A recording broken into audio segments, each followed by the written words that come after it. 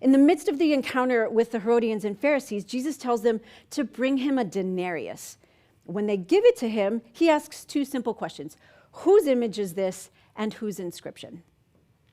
I have two very similar questions that have nothing to do with a coin, but everything to do with our lives. First is, do you know whose image you bear? And the second is, where are God's words inscribed on your life? The Greek word used in the passage is the word icon, image. It's the same word that's used in the Greek translation of the Old Testament. In Genesis 1, when God said, let us make humankind in our own image, in our icon.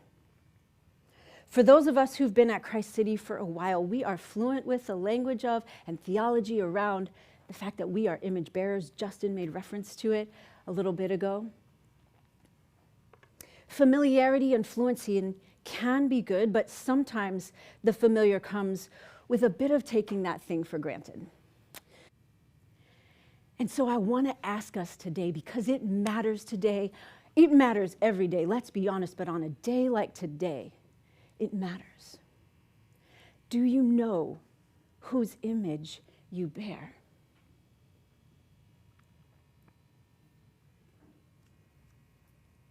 It can't be so familiar that you don't reckon with it. It can't be so familiar that we don't understand the weight of it. Do you know whose image you bear? In Spanish, we have the word ser, and it translates to being. It's both a noun and a verb.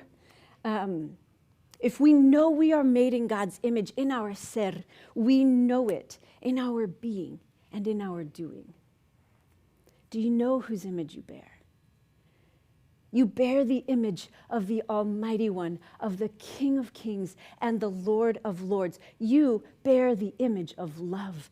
You bear the image of justice. You bear the image of righteousness. You bear the image of beauty and glory. You bear the image of goodness. You bear the image of God. And that image not only speaks to your identity and your value, but also of your calling and your vocation. When we know it in our ser, it affects our being and it affects our doing. It is a noun and a verb. So we can be people who are reconcilers and do the work of reconciliation. We can be people who, like the Good Shepherd, walk with those who need accompaniment. Our God is the great healer, so we come alongside people and communities that are broken, and we live according to our image, and we help foster healing in those people and places. When we know we are image bearers, in our ser, we are aware of our identity, of our inherent value and worth, and in light of those things, we live into our calling and our vocation. Do you know whose image you bear?